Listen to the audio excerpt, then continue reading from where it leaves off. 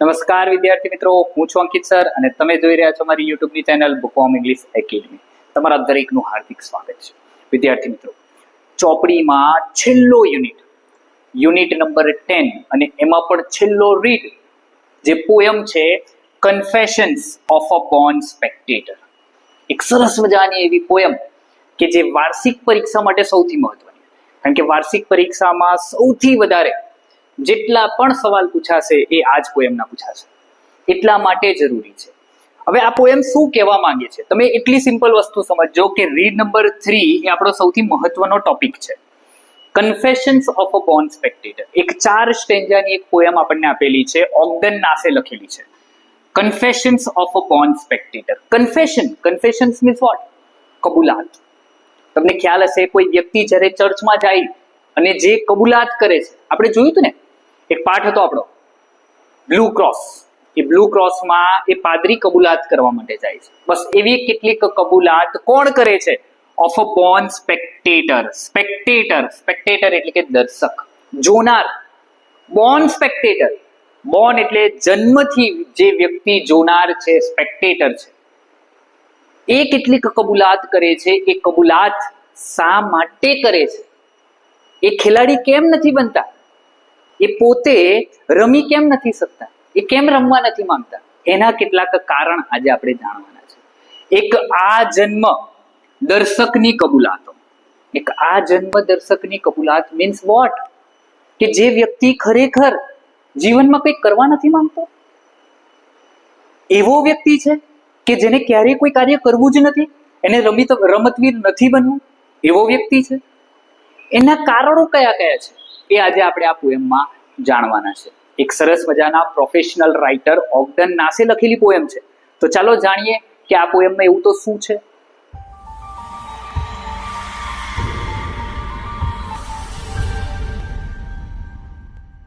Okay, તો વિદ્યાર્થી મિત્રો, પહેલા સ્ટેન્જામાં આપણને શું કહે છે, સૌથી પહેલા આપણે એ જોઈ લઈએ.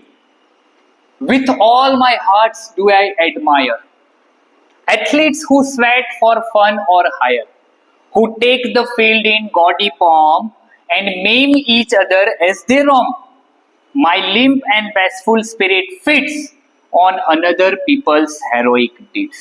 સૌથી પહેલા તો તમને પૂછાય છે શું? તમને જે પૂછાય છે એના વિશે ચર્ચા કરીએ. તો જુઓ, તમે આ બે શબ્દ જોજો, એડમાયર, હાયર. આ શું છે? એડમાયર અને હાયર તો કે રાઇમિંગ વર્ડ છે. શું છે? Rhyming word.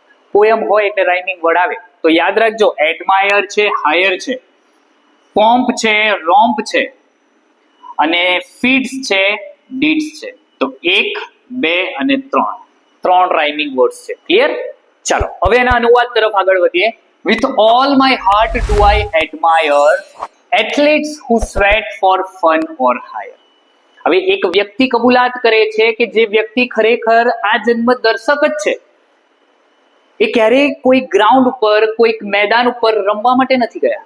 એ સ્ટેડિયમમાં બેઠા બેઠા શું કરે છે, કયા પ્રકારની કબૂલાત કરે છે એની વાત કરે છે. With all my hearts do I admire.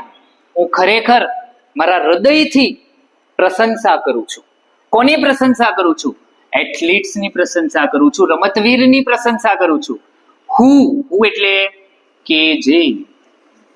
Sweat for fun or higher. Sweat એટલે કે પરસેવો પાડવો, મહેનત કરવી. ફોર ફન, મજા માટે જે મહેનત કરે છે. ઓર હાયર, હાયર ઇટ મીન્સ, ખરેખર હાયર ઇટ મીન્સ ભાડે કરવું. હવે કોઈ વસ્તુને આપણે ભાડે કરીએ તો આપણને મહેનતાણું મળે ને, પૈસા મળે. તો એ કહે છે, with all my hearts do I admire athletes who sweat for fun or hire. હું ખરેખર મારા હૃદયથી એ રમતવીરોની પ્રશંસા કરું છું કે જે રમતવીર મહેનત કરે છે પૈસા કમાવા માટે અને મજા માટે. કે જે રમતવીર મજા કરવા માટે, પૈસા કમાવા માટે આટલી બધી મહેનત કરે છે, એવા રમતવીરની હું પ્રશંસા કરું છું.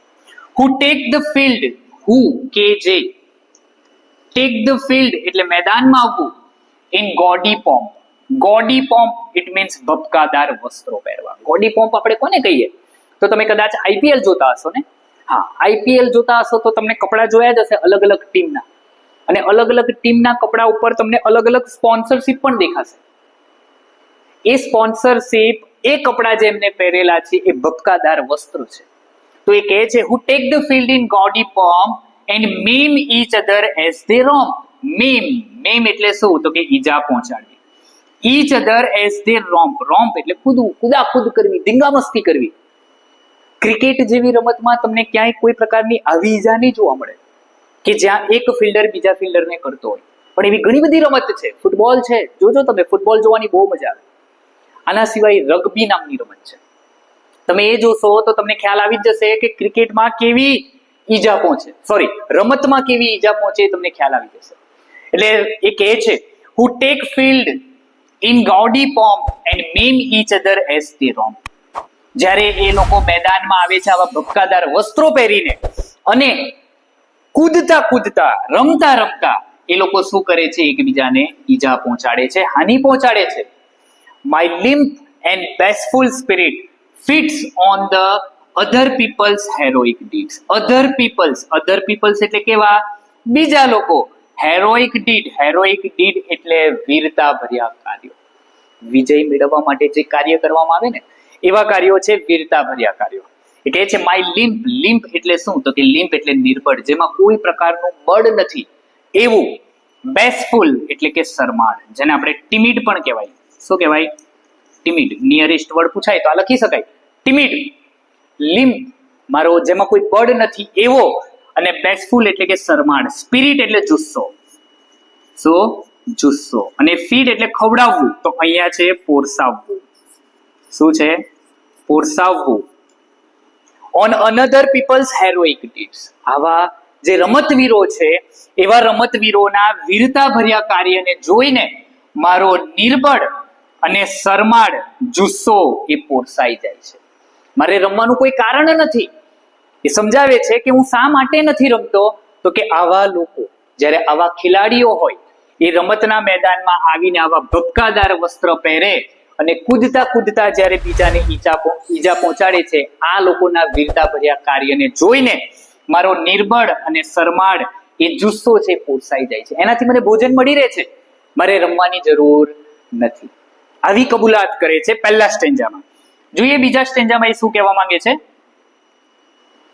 Now A runs 90 yards to score. B knocks the champion to the floor. C, risking vertebrae and spine, lashes his steed across the line. You would think my ego it would please to swap positions with one of this. અહીંયા પણ તમને જોશો તો score, floor, spine, line, please અને this આ બધા nearest word છે. આને આપણે શું કહીએ છીએ? હા, રાઇમિંગ વર્ડ્સ છે. નિયરેસ્ટ વર્ડ ક્યાં આવ્યા? આ શું છે? રાઇમિંગ વર્ડ્સ છે. ક્લિયર? તો આ રાઇમિંગ વર્ડ્સ યાદ રાખી લેવાના. આ સ્ટેન્જા પૂછાય તો. ચલો એના અનુવાદ તરફ જોઈએ. નાઉ એ રન્સ 90 યાર્ડ. એ એક રમતવીરનો એક્ઝામ્પલ તરીકે આપેલું છે. જો એ છે, બી છે અને સી છે. ત્રણ અલગ અલગ પ્રકારના રમતવીર અલગ અલગ પ્રકારની રમત વિશેની વાત કરે છે. નાઉ એ રન્સ 90 યાર્ડ. 90 યાર્ડ 90 વારનું અંતર માપવા માટેનું એક એકમ. યાર્ડ એટલે શું છે? તો કે અંતર માપવાનું એક એકમ. તો એ કહે છે કે એ નામનો રમતવીર એ 90 વારનું અંતર કાપવા માટે દોડી રહ્યો છે. B knocks the champion to the floor. B નામનો રમતવીર એ ચેમ્પિયનને ફ્લોર ઉપર પછાડી રહ્યો છે. નોક એટલે પછાડવું. C risking his vertebrae and spine. જો વર્ટેબ્રે નો મતલબ થાય કરોડરજ્જુના મણકાઓ. આપણે કરોડરજ્જુ આવે ને પાછળ, એમાં જે મણકા આવે એની વાત કરે છે. એન્ડ સ્પાઇન એટલે ખુદ શું થાય? કરોડરજ્જુ. Lashes his steed across the line. Lashes ચાબુકથી મારવું. હિઝ સ્ટીડ એટલે ઘોડો, પણ કેવો? મજબૂત ઘોડો, પાણીદાર ઘોડો. એ ઘોડાને લાઈન ક્રોસ કરાવવા માટે ચાબુકથી મારી રહ્યો છે. અને ઓબ્વિયસ છે ચાબુકથી મારવા માટે એને પોતાના જે વર્ટેબ્રે છે એ મણકાને થોડુંક શું આપવું પડશે? જોખમ આપવું પડશે. એટલા માટે કહે છે કે જો સી રિસ્કિંગ, રિસ્ક એટલે જોખમ આપવું. સી નામનો રમતવીર એ પોતાના પાણીદાર ઘોડાને લાઈનને ક્રોસ કરાવવા માટે, આ લાઈન છે તો વિજય લાઈનને ક્રોસ કરાવવા માટે પોતાના ઘોડાને ચાબુકથી મારી રહ્યો છે. અને એ મારતા મારતા પોતાના કરોડરજ્જુના જે મણકા છે એને રિસ્ક આપી રહ્યો છે.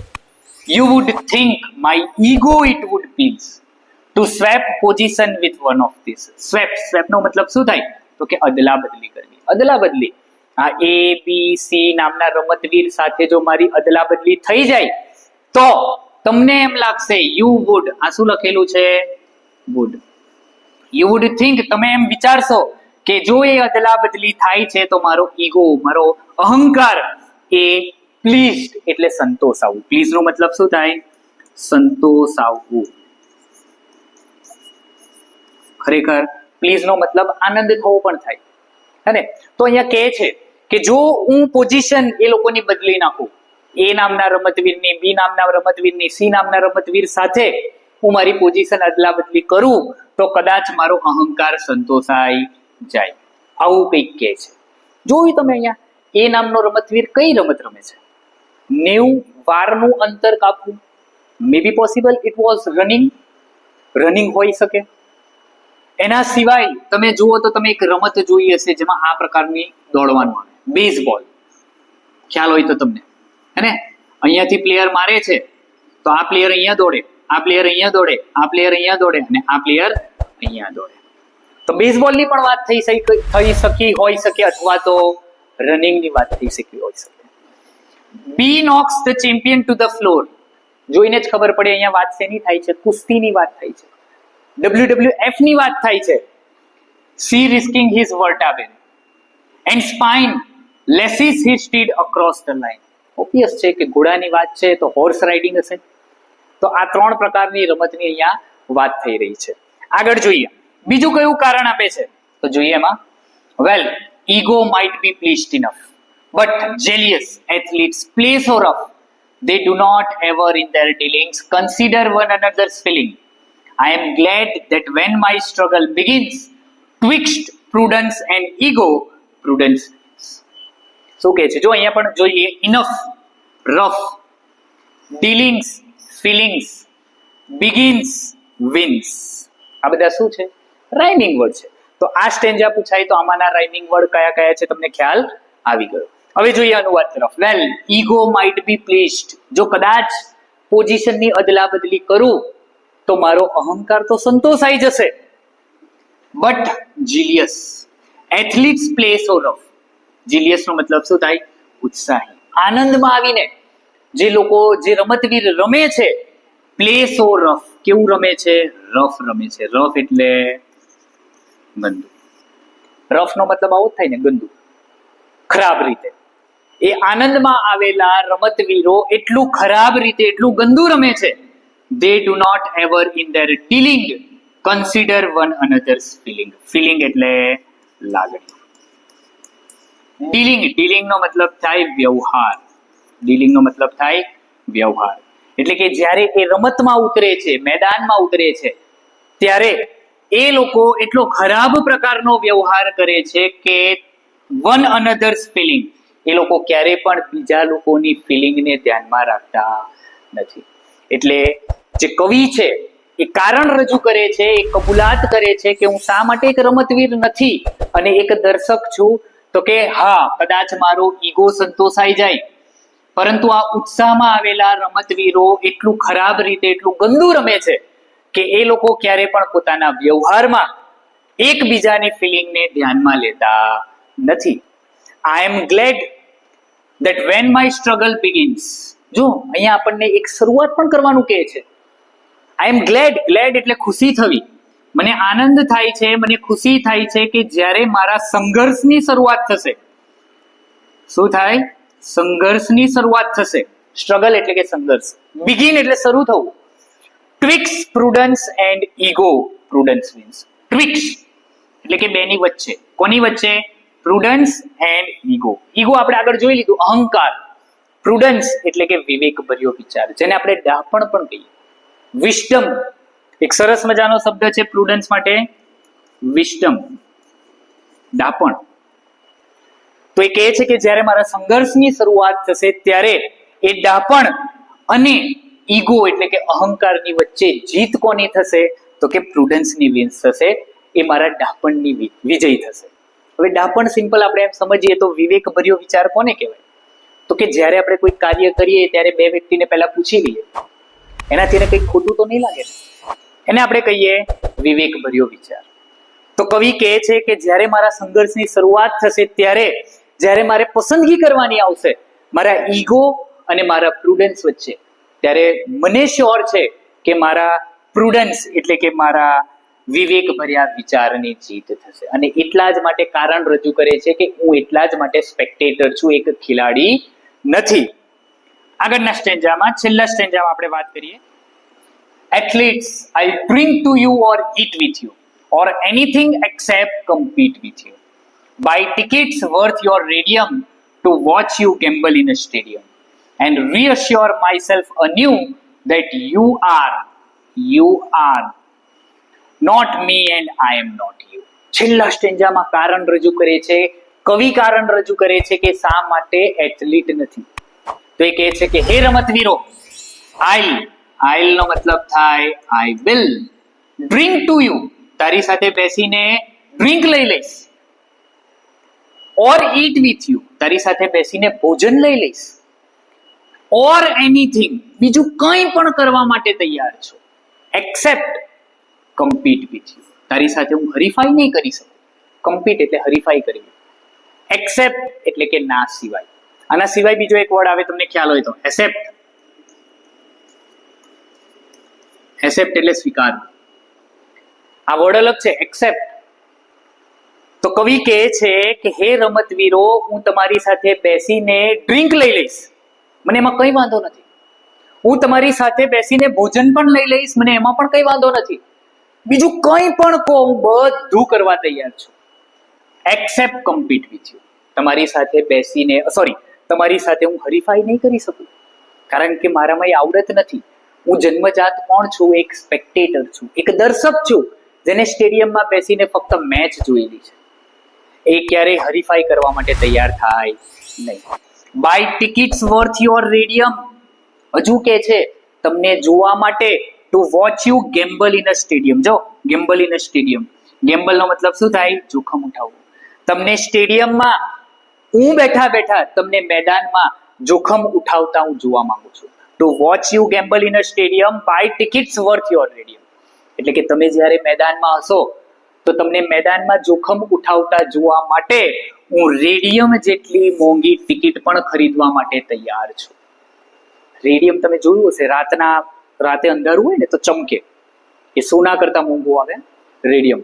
તો એ રેડિયમ જેટલી મોંઘી ટિકિટ, વર્થ એટલે કે મૂલ્ય, કિંમતનું, એટલા કિંમતની ટિકિટ લેવા માટે તૈયાર છું તમને સ્ટેડિયમમાં જોવા માટે, મેદાનમાં જોવા માટે, પણ હું રમી શકું એમ નથી. And reassure myself anew. Reassure it means ખાતરી કરવી. અન્યુ નો મતલબ થાય ફરીથી, અને ફરીથી તમને ત્યાં જોઈને હું મારી જાતને ખાતરી કરવા અપાવું છું that you are not me and I am not you. You are not me. You એટલે કોણ? તો કે એથ્લીટ. મી એટલે કોણ? કવિ પોતે, કે તમે મારા જેવા નથી.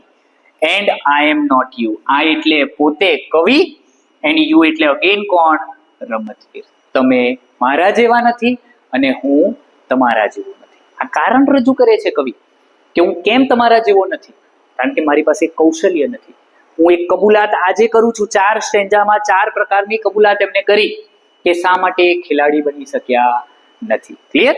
એબ્રિજ્ડ. એબ્રિજ નો મતલબ થાય સંક્ષેપમાં. એમ તો પોએમ લાંબી છે, પરંતુ આપણને ટૂંકી કરીને 4 સ્ટેન્જા આપેલા છે, જેમાં કવિ ઓગ્ડન નાસ એ આપણને અલગ અલગ પ્રકારના રીઝન આપી રહ્યા છે કે શા માટે એ પોતે રમતવીર બની શક્યા નથી. અને આ જન્મ એ શું બનીને બેઠા છે? તો કે દર્શક બનીને બેઠા છે. ક્લિયર? તો ચાલો, તમારા સૌનો ખૂબ ખૂબ આભાર. ધોરણ 11 બહુ સારી રીતે પૂરું થઈ ચૂક્યું છે, અને આઈ હોપ સો કે આ આખા ચોપડીના મેં જેટલા પણ વિડીયો તમને સમજાવવાનો પ્રયત્ન કરેલો છે એ દરેકમાં તમને પૂરેપૂરો ખ્યાલ આવેલો હશે. અને હજુ પણ જો કચાશ રહી જતી હોય તો નીચે કમેન્ટ બોક્સમાં મને કમેન્ટ કરીને જરૂરથી જણાવજો કે સર આ જગ્યા ઉપર કદાચ તમારી ભૂલ હોઈ શકે. નો ડાઉટ બેટા, ભૂલ થાય. મે બી પોસિબલ કે જ્યારે ભણાવતા હોય ત્યારે ક્યારેક કેમેરાની સામે કામ કરવાનું થતું હોય તો ક્યારેક ભૂલ થઈ હોય તો એ બદલ મને ક્ષમા કરજો. ક્યારેય મારો એવો આશય નહોતો કે તમને હું કોઈ ખોટા પ્રકારનું શીખવું. જેટલું પણ શીખવાનો પ્રયત્ન કરેલો છે એ દરેકે દરેક વસ્તુ સાચી શીખવાનો પ્રયત્ન કરેલો છે. અને જો ખરેખર આ દરેકે દરેક વિડીયો તમને પસંદ આવ્યા હોય તો તમારા બીજા મિત્રોને શેર કરજો, જેથી કરીને એ લોકો પણ થોડું ઘણું નોલેજ મેળવી શકે. ક્લિયર? અને હા, ચેનલ ઉપર જો પહેલી જ વાર ફર્સ્ટ ટાઈમ આ ચેનલ ઉપર આવેલા છો ને પહેલો વિડીયો તમે જોઈ રહ્યા છો તો ચેનલને અત્યારે સબસ્ક્રાઇબ કરી લેજો, કારણ કે આપણી ચેનલ ઉપર ધોરણ 9, 10, 11, 12 ચોપડીથી લઈને ગ્રામરથી લઈને રાઇટિંગ સેક્શનના દરેકે દરેક વિડીયો અવેલેબલ છે. તો તમે ત્યાં જઈ અને દરેકે દરેક વિડીયોને જોઈ શકશો. તો ચાલો ફરી એકવાર મળીશું એક સરસ મજાના વિડીયો સાથે. ત્યાં સુધી જય હિન્દ.